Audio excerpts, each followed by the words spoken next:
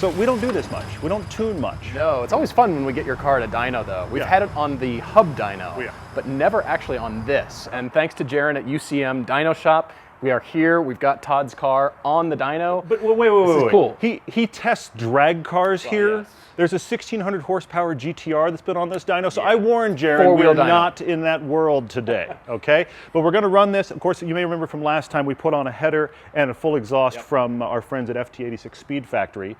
Now our friends at Open Flash Performance have sent us their really cool tablet. We've got a tune actually set up for those parts we're going to put on here later. But we're looking forward to just looking at what the differences are and seeing what Shiv's doing. But then the other thing is we have a viewer, Igor, that reached out to us and he said, I've got a supercharged FRS. So then after I throw down whatever power this is going to be, we'll put a supercharged one on here and see what the difference is.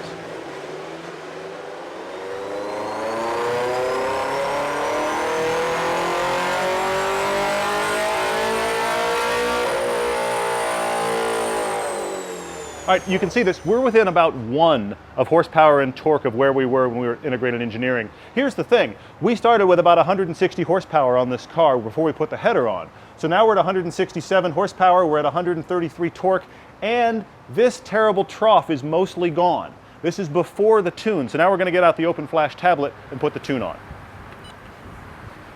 Now, what Todd is doing is going through all the steps that Shiv has laid out. And at this point, this is the first tune for this setup. Shiv has done many other tunes for all kinds of different setups, but this is a catted, unequal length header. Todd's going through everything, and he's never done it before. Okay, key off and confirm. We did not practice this at home before having it on the dyno, so again, he's just going through step by step, going through the instructions, and then we're going to dyno it again.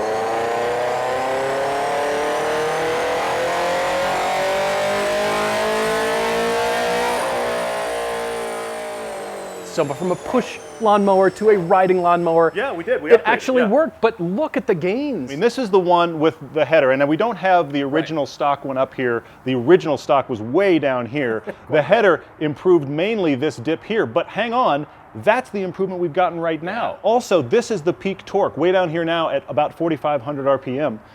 We're still dealing with an FRS. Okay, it's still naturally aspirated. All right, but we've had, look at this, we've got about 7 horsepower, we've had 6 torque, but what I'm shocked about is that difference. I'm going to feel that like crazy. Well, yeah, that's where all of your driving is done on the street, and it's fun to see the difference here, but we've got to drive it. Am I imagining things? No, we think I it's see faster. it, but you know, is it truly? So we've got to get the supercharged car on here.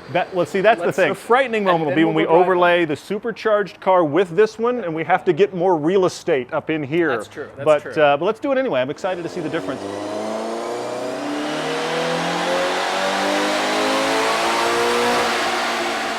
Surprise, it's more. Yeah, that's not a surprise. I mean, the big discussion here is how much more an extra cost. I mean, I'm all in. The header and the exhaust and now the tune is around $2,500. You take the exhaust off, because let's be honest, the exhaust creates noise. You take the exhaust off, we're talking about $1,500 worth of tuning in my car, which has gotten us this bump to 175 and 140. I'm 20 to 30 off of what the supercharger's done. It's done about 30 more in both cases. How much is the Open Flash tablet? 500.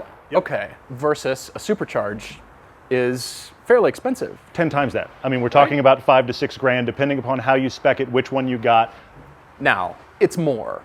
Obviously, we're looking at more here. We've got to drive these cars right now. We've got to feel the difference, and that will really educate us on, do we really like, you know, is it worth 10 times more, as you said?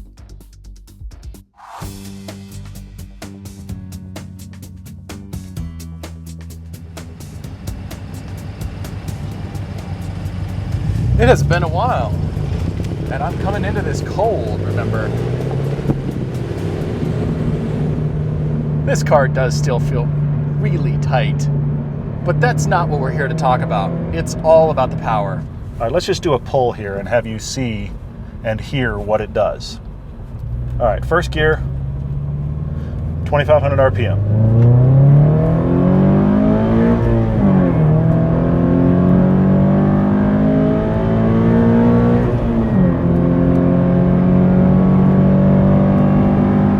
Takeaway is that it just feels lighter on its feet. from 3,000 to 5,500, it's just a constant, consistent shove. I mean, right now, I'm driving at about 8,000 feet, too. That's the other thing to keep in mind. And the car feels like it's not out of breath. Before, certainly as a stock, it did.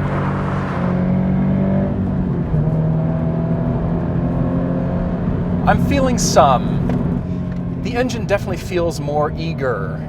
From 0 RPMs all the way to redline, it's more consistent. It's really leveled this car out for me. It's really made me think, okay, this is where I want to start. This is where I want to begin tuning from here. What I'm pleased with is just the consistent, progressive shove that this car has now. It should have had that all along. You always put your foot in and thought, I just want a little bit more. That little bit more is here now. Could it be more powerful? Of course it could be. I mean, every car, you can give it more power. The thing about this car has always been balance and fun in the corners. It still has that, of course. Now I feel like the power is starting to match the feel of the rest of the dynamics, but the power doesn't overwhelm and just be the thing that you notice. The tune and the header feel like they've been equal improvements, but combined, this car feels, frankly, like it always should have. Now at the point we're at is talking to your wife or your husband, or really figuring out what can your bank account absorb, because you want more. It's now kind of a matter of how much more money do you want to throw at this equation.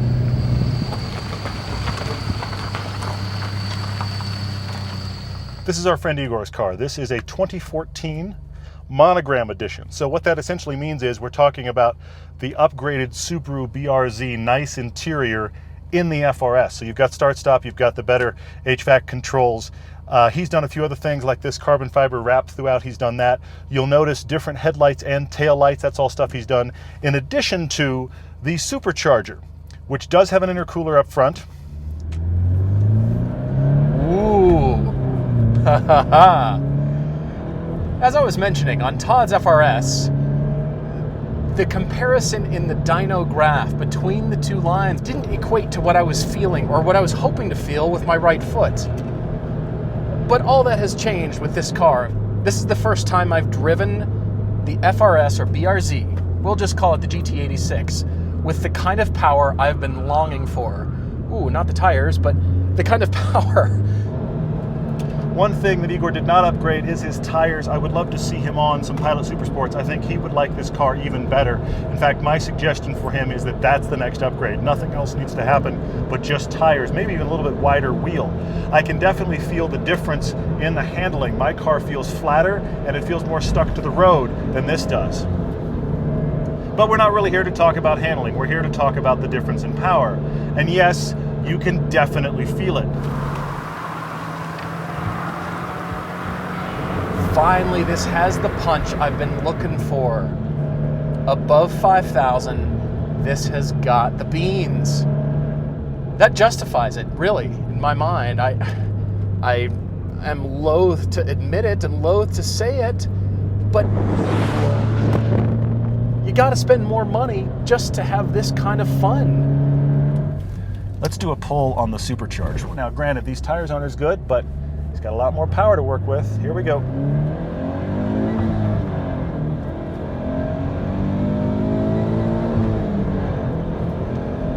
More power, yes. Slightly faster, yes, but slightly is the key thing there. I'm not blown away by what this Supercharger has done. I'd kind of like to get in this car and forget what the cost is. I must have this Supercharger. The power is amazing. This is the way the car should be.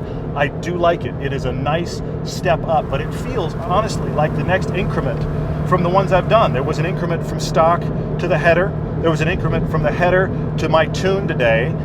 This feels like the next increment. It doesn't feel like a big jump.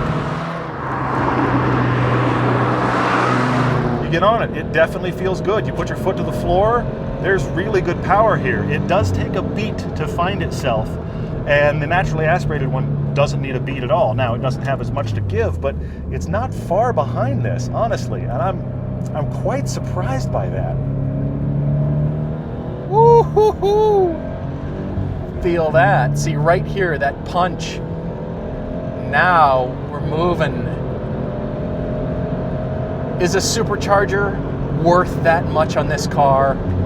Resoundingly yes. That's what I've been looking for. Problem solved. And now this has put it at a level that I would do it this way. This is the recipe I would do. I don't feel like the gains are worth the cost.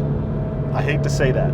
I think you'll like it. Certainly if you jump from stock to here, you'd be revolutionized. But I'm pleased and kind of surprised that my car feels as good as it does without going this step.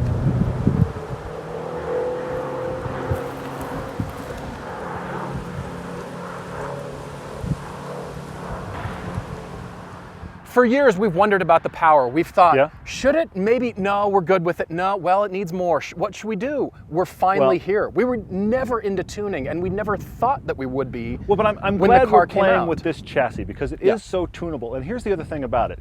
You kind of, I know this sounds insane, but you kind of can't leave this car stock for power. I think Right. tires need to be purchased number one. If you Agreed. never touch the power Agreed. in this car, you've got to get better tires. I hear you. Here's the thing though, I feel like this supercharged one had a similar bump up to what I've already done. I wanted a significant leap. I feel like it's been an incremental Really? bump above what I did, but yet the price did a significant leap. And so I It honestly is. feel like It is. price to benefit, I wouldn't go supercharged. I felt like the car came alive. I felt like finally, this is what we've been talking about and debating about. Neither of us have been in a forced induction GT86 until now. You're right, this is the first time in it. So And the it does first feel time great. feeling. It's cool. It's great. But I am loath to admit the money. I agree, Yes, yes. unfortunately. I like this car for where it starts you out now. It's like the car should have been. No, I think that's key. And I've done two steps to get to there. And for the amount of money that you put into it, for the amount of money this represents, Yes. it's minimal. It really is. And I like that we've flattened the curves out. We've Hugely. After every shift, the sustain is still there. It still comes on with more power now. Yeah. Whereas before you shift and you drop and then Try to build climb your and- way yeah, back yeah, up yeah. again. No, this has That's become gone, very consistent great. in power, which I love. And it also is very progressive in power. It has everything a naturally aspirated engine should feel. And then I get in this car and I think, finally, I've waffled, I've back and forth and all around and should it not? Here's the thing, Is it none of good? you Is are it bad? surprised about the fact that Paul has now spent Power. thousands of dollars of your money. You're welcome. This is what you do. You're welcome. And it is great. There's no denying. We have to thank Igor for actually bringing this car out. But Absolutely. so many people drive these and discount them because they don't Yeah. feel powerful. That is the last thing it's supposed to do, but you also can solve it. You can. And don't forget your tires. Get tires. As with many things, power is connected to your budget. But even more than the header, the Open Flash tablet has provided smoother driving and more usable power in my FRS. Of course, the supercharger is more across the board, and this car still has the stock header and exhaust. If you'd like an Open Flash tablet, they have tunes from many builds and brands, and free shipping is available. Todd gets to live with his, and I do not. Every time I get in it, I come away going, that's still more fun than I remember. Try not to drive off the cliff. Close to the cliff, sure. Dangerous, possibly. Off the cliff, not as good.